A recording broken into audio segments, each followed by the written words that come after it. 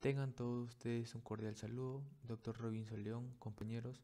En esta oportunidad vamos a hablar sobre la enfermedad pulmonar intersticial difusa. Empezaremos definiendo qué es EPIC. Bueno, el EPIC constituye un grupo de afecciones con manifestaciones similares, ya sea clínicas, radiográficas o funcionales. Anatopatológicamente afecta no solo a las estructuras alveolo-intersticiales, sino también a las pequeñas vías respiratorias y la vasculatura pulmonar. Etiología y clasificación. Su etiología es muy variada, más de 150 causas diferentes. En el 35% de los casos es posible identificar el agente causal. Según la Sociedad Americana de Tórax, se clasifica en tres grupos: en neumonía intersticial idiopática de causa conocida o asociadas, primarias o asociada a otros procesos no definidos. Bueno, epidemiología. Sobre PIT se tiene muy pocos datos de epidemiología. La mayoría de los registros de PIT se ha dado por unas encuestas dirigidas exclusivamente a los servicios de neumología. Es por eso que no se ha tomado en cuenta otras enfermedades diagnosticadas en otros centros. Bueno, según la clasificación de PIT, las más frecuentes son las fibrosis pulmonar idiopáticas y la sarcoidosis, también seguidas por las alveolitis alérgicas extrínsecas, que pertenecen a las causas por polvos orgánicos, y las asociadas a la enfermedad de colágeno. Patogénesis para la fibrosis pulmonar. Se va a dar por estímulos exógenos y endógenos. En los exógenos vamos a tener al polvo, humos, humo del cigarrillo, trastornos inmunitarios. Y en los endógenos se va a dar por medicamentos, infecciones, radiación u otras enfermedades. La lesión pulmonar microscópica es la separación espacial y temporal. Bueno, va a estar dividida en intacta, cicatrización de herida y anómala. Predisposición genética a trastornos autoinmunitarios, ya sea por homeostasia pulmonar o fibrosis pulmonar. Antecedentes. Hablaremos de la duración de la enfermedad, dividida en 4 instancias. La primera va a ser la presentación aguda, dada por las alergias: una neumonía intersticial aguda, una neumonía eosinófila, una neumonitis por hipersensibilidad.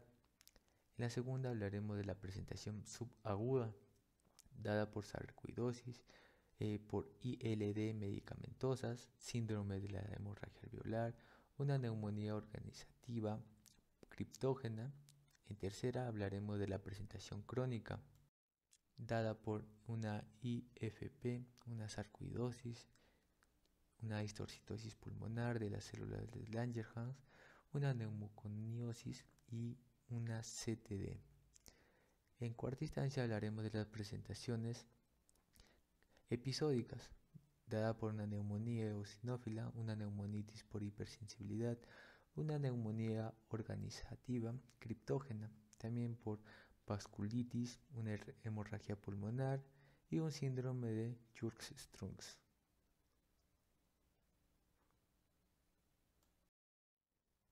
En la parte del diagnóstico, vamos a ver de una forma escalonada. En el primer escalón comenzaremos por una anamnesis, una exploración física y la realización de una radiografía de tórax. Los análisis sanguíneos indicados dependerán de la orientación diagnóstica que aporte la historia clínica y la radiológica. En segundo escalón se hallarán el estudio funcional respiratorio, dada por una espirometría forzada, volúmenes pulmonares estáticos, por una determinación de la capacidad de transferencia de monóxido de carbono y una gasometría arterial, y en la tomografía computarizada de alta resolución. Finalmente se solicitará un fibrobroncoscopía con biopsia transbronquial y un lavado broncoalveolar. Si con todo lo anterior aún no se ha conseguido establecer la naturaleza concretada de la EPIT, estará indicada la biopsia pulmonar abierta.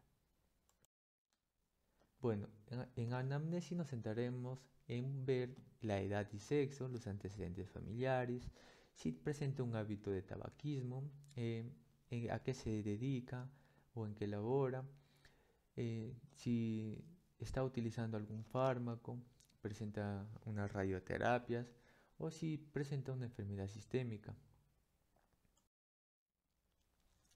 Exploración física. En exploración física vamos a ver dos tipos de presentaciones, una presentación aguda y una presentación crónica. En la presentación aguda va a estar dada por una sarcoidosis, una neumonitis por hipersensibilidad, una neumonía eosinófila, una neumonía organizada, una criptogenética, una neumonía intersticial aguda, infecciones, si ha estado expuesto a la inhalación de productos tóxicos, si ha estado consumiendo algún fármaco, si ha estado expuesto a una radioterapia, si ha presentado conectivopatías o vasculitis, una proteinosis alveolar, un síndrome de hemorragia pulmonar, y en la presentación crónica va a estar dada por una fibrosis pulmonar idiopática, una neumonía intersticial no específica, una neumonía intersticial descamativa, una bronquiolitis respiratoria que va a estar asociada con enfermedad pulmonar intersticial difusa, una neumonía intersticial linfocítica,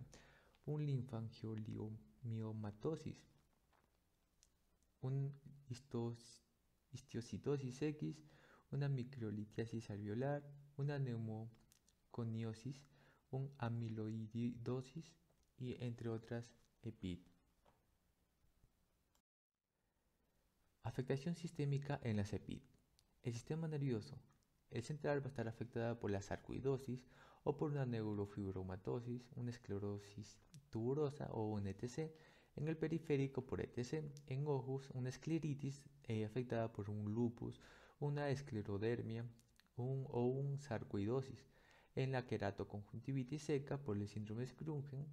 En la uvitis por una sarcoidosis, en el aumento de la glándula lagrimal también por sarcoidosis, en el aparato musculoesquelético va a dar, una miositis por la enfermedad del colágeno, una artritis por un sarcoidosis o un ETC, en la afectación ósea por una histiocytosis X, una sarcoidosis, en el riñón una angiolipomas va a estar dada por una linfangioliomatosis, en el síndrome nefrótico por una amiloidosis o por un lupus, en la glomerulonefritis por una ETC, en el corazón problemas en el miocardio por una sarcoidosis, en el pericardio por una ETC, en el aparato digestivo una hepatoesplenomegalia va a estar dada por una sarcoidosis, una histiocytosis X o una ETC o una amiloidosis.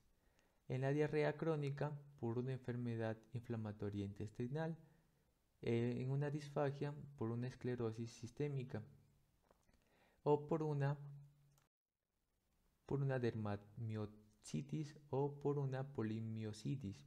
En la parte de la piel, en un eritema nodoso, por una afectación de un sarcoidosis o la enfermedad del colágeno.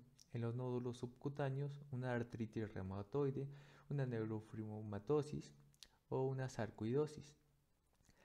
También en una neurofibromas y manchas color café con leche va a estar dada por una afectación de neurofibromatosis, un exantema heliotropo por una dermamiositis, el albinismo por el síndrome de Hermansky-Pudrak.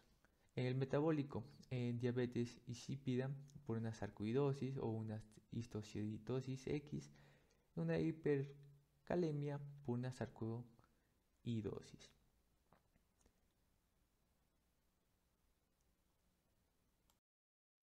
Radiología de tórax. El 90% de los pacientes con EPID presentan alteraciones radiográficas en el momento del diagnóstico. La localización del patrón intersticial y las imágenes asociadas tienen valor en la orientación diagnóstica. La comparación de radiografías seriadas es útil para el seguimiento de la enfermedad. En la parte laboratorial, frente a un posible o a una sospecha sobre un caso de EPID, se debe realizar la analítica general, que que vamos a incluir las funciones renal y hepática, un hemograma, reactantes de fase aguda, anticuerpos antinucleares y un factor reumatoideo. En el hallazgo específico vamos a ver el aumento de la LDH, en la sarcoidosis el aumento de la ECA sérica. En la parte del tratamiento nos vamos a enfocar y centrar en evitar la exposición del agente causal, suprimiendo el proceso inflamatorio de la enfermedad y tratar las complicaciones. En los fármacos que vamos a utilizar van a ser los glucocorticoides como la prednisona. Vamos a asociar a una ciclofosfamida o a una N-acetilcisteína. Los pacientes con hipertensión pulmonar secundaria pueden beneficiarse de una oxigenoterapia y de los vasodilatadores. Bueno, eso sería todo en la exposición de PIT. Muchas gracias.